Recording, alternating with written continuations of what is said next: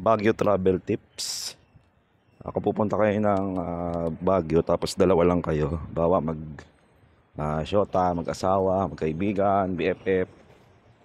Pwedeng pwede sa inyo itong mode of transportation na to kung gusto nyo makatipid din. Kasi kung ah, magta-taxi kayo sa sa Baguio, medyo malaki din.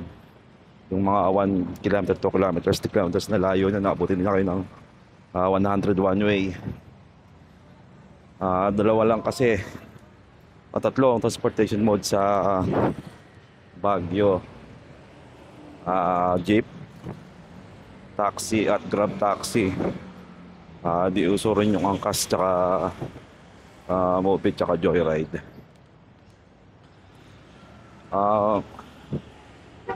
Bali depende yung price. Pwede kayong mag-rent din ng sasakyan na malaki na may kasamang tour din, self-drive o kaya with guide na. Pero recommend ko, mas okay kung mag-rent pa lang kayo ng motorcycle rental. Price range niya is 500, 700, 900 to 1,000. Yan, depende sa cc ng motor. Mga Honda Beat, minsan may 500 ka makukuha 24 hours na yon. Tapos yung tig 700, makukuha mo na siya ng makakuha ka na rin ng ng Honda Click 150, 125. Tapos 700, 150 tulad ng Airblade. Hindi, Click pa din pala yun, yung mga 900 yung 150. 150cc, 900 ang renta. Bali sa amin, nakuha lang namin yung 750 yung Honda Click. Pero nung time na kukunin na namin kinabukasan, sinabi ni Kuya na pwede daw na Airblade na lang, Honda Airblade 150 yung ipapa-rent sa amin. Sabi ko, okay lang kasi mas maganda ngayon kasi mas malaki yung niya, mas mataas yung CC niya. Bali nakuha namin siya ng 750 per day. Bali 1.5 day is 1,300 namin siyang binigay. At least dinala niya pa sa terminal ng Victory Liner. Kasi yun yung nakita namin na bus 150, bali pagdating niya doon, binayaran ko siya ng 1,300. Tapos binigay ko sa kanya yung isang government ID ko, yung national ID na lang binigay ko sa kanya. Yun, tapos full tank yung motor. Bali full tank siya, tapos pag ibabalik mo siya, full tank din dapat. Bali 6 namin siya kinuha ng umaga, kita deliver doon. Kasi 5:30 kami dumating ng ng terminal.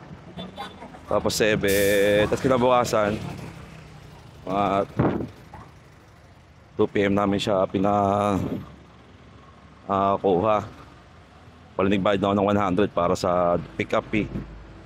Yun, pali 1.4. Tapos pinagkasulin na ako siya ng 230 pesos full tank kasi dapat full tank with fix na only. Yun, tapos mas malaking tipid talaga pagka magbumotor kayo kasi nga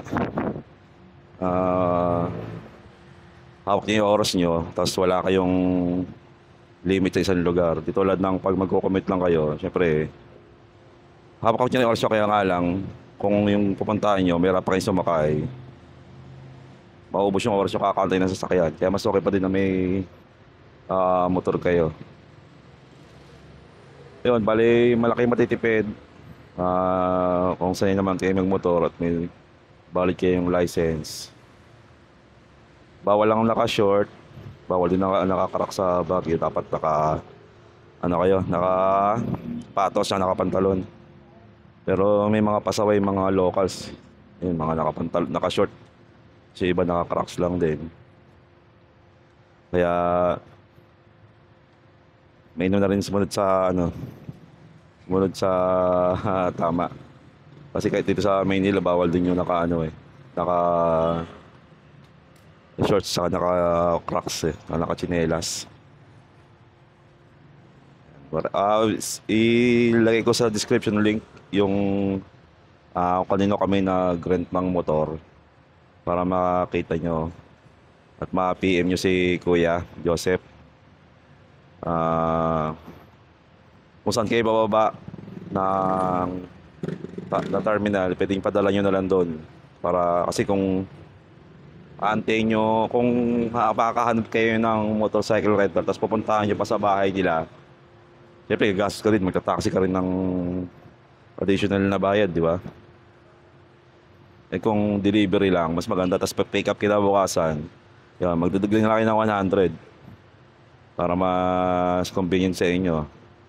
Halimbawa, katulad dun sa amin, ang ginawa naming technique, kumuha na, pagdating namin ng Baguio ng Sabado ng umaga, bumili na kami ng ticket para sa Sunday kasi nga uwian ng Pamaynila pag Sunday ng hapon. Kaya bumili na ako ng ticket. Balik, ang kinukong biyahe is 4:20 PM. Tapos ayun, nag-message na ako kay Kuya pag-deliver niya sa akin ng motor. Sinabi ko na sa kanya na kung pwedeng 3 PM pick upin niya na yung motor kasi 4:20 yung biyahe. Sabi naman niya okay naman daw, wala na problema. So ayun, medyo napaga kami ng balik sa terminal, mga 2 PM nasa terminal na kami. Bali ang ginawa namin, yung 'di ba ang checkout is 12 PM. 7 AM nag-checkout na kami sa transient. Tapos nakiusap ako kay ate sa may-ari na pwedeng iwan na muna yung gamit. Tapos babalikan namin siya ng 2 PM kasi nga yun yung time na isasoli namin yung motor para diretso na kami ng terminal. So ganun ngayon nangyari, last napuntahan namin is yung Lions Head. Tapos after ng Lions Head, diretso na kami ng Burnham Park ng 11 AM. Tapos yun, ikot-ikot doon, punta kami ng Session Road kasi nga may sinasarado pala yung Session Road pagka Sunday. Tapos bawal din yung motor sa Session Road, bawal pumasok yung motor doon sa pag Monday to Sunday. Basta buong linggo bawal ang motor sa pero pag Sunday kasi may event sa Session Road. Sinasara nila 'yon. Walang sasakit talaga, puro tao lang. Yun, tapos pagdating ng 1:30, bumalik na kami sa transient. Kinuha na namin yung gamit. Tapos pinag-taxi ko na lang si Mrs. kasi nga yung bag tapos plus yung pasalubong na binili namin, hindi namin kakasya sa motor. Kaya yun, dinala namin siya nag-taxi na lang siya mula transient hanggang terminal. Tapos ako, diretso na ako doon sa meet-up point namin. Yung pinag-pick upan niya, pinag-deliveran niya, doon niya rin pick upin. Kaya ang katabi noon, yung Caltex lang mismo, doon na ako nagpakarga ng premium. Kasi kailangan premium dapat. Kasi nga, akiyatin ng Baguio dapat medyo mataas na octane yung ipapakarga mo ng gasolina. Kaya yun, full tank, parang inabot ng 238 pesos, ganun sa 240 pesos para sa 1.5 days na gamit namin ng motor. Malaki tipid pa din. Kasi namin napuntahan halos siguro 10 o hindi lang 10 destination yung napuntahan namin sa loob ng isa't kalating araw. Yun na, tapos nag-text na ako kay Kuya, nag-message na ako, nag-PM ako sa Facebook. Sabi ko sa kanya, Kuya, pwede mo nang kunin ng 2. Yun, sabi niya, sige, kukunin niya na raw. Kaya mga 2:30, ayun, kinuha niya na sa akin yung motor. Tapos pinigay ko na yung 100, sinuli niya na sa akin yung ID ko.